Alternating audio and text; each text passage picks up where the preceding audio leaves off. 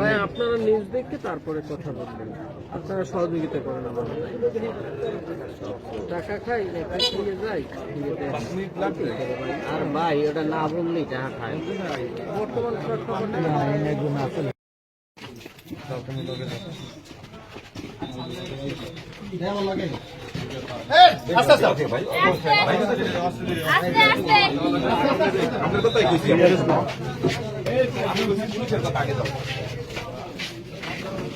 বাবা বেগের মধ্যে কি মেহেদি আর সমস্যা তো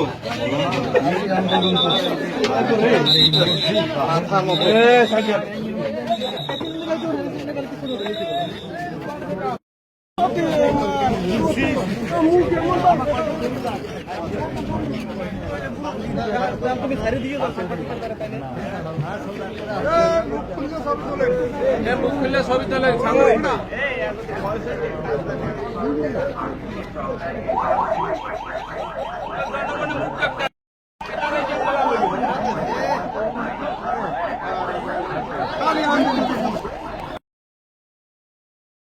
হ্যাঁ একটু আর পিছনে লাগান, পিছনে লাগান।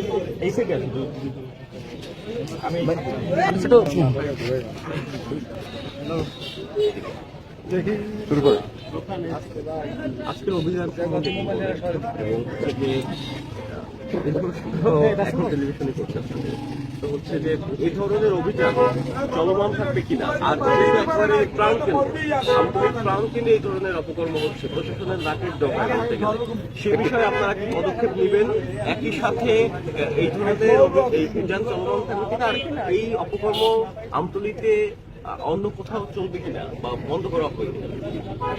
আপনারা জানেন যে হোটেলটি এটি আসলে একেবারে থানার পাশে, কেন্দ্রীয় মসজিদের পাশে এবং উপজেলা পরিষদের পাশে, আবার এক পাশে পৌরসভা।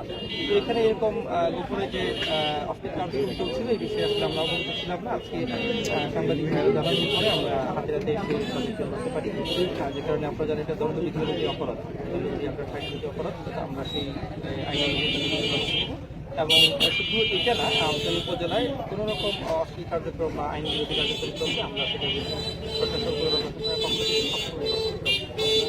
আইনগত ব্যবস্থা কিন্তু যাদের পেয়েছেন তাদের বিরুদ্ধে না, এখানে হোটেল মালিক আইনকে আপনারা জানেন যে ভ্রাম্যমাণ আদালতে আসলে আসামিকে পাওয়া গেলে আমরা সাথে অ্যাকশন নিতে পারি, আর যেহেতু মালিককে আমরা পাইনি বা ম্যানেজারকে আমরা পাইনি, তো তাদের বিরুদ্ধে থানা নিয়মিত মামলা দায়ের করে তাদের বিরুদ্ধে অ্যাকশন নিতে পারি।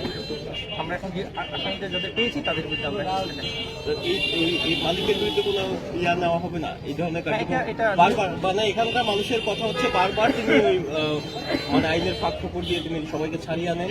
মালিককে যদি এখন পাওয়া যেত তাহলে এখনই আমরা ভ্রাম্যমাণ আদালতে ব্যবস্থা নিতে পারতাম, কিন্তু আমরা তো মালিক পাইনি বিধায় এটা সংশ্লিষ্ট থানার পক্ষ থেকে নিয়মিত মামলার মাধ্যমে পরবর্তী কার্যক্রম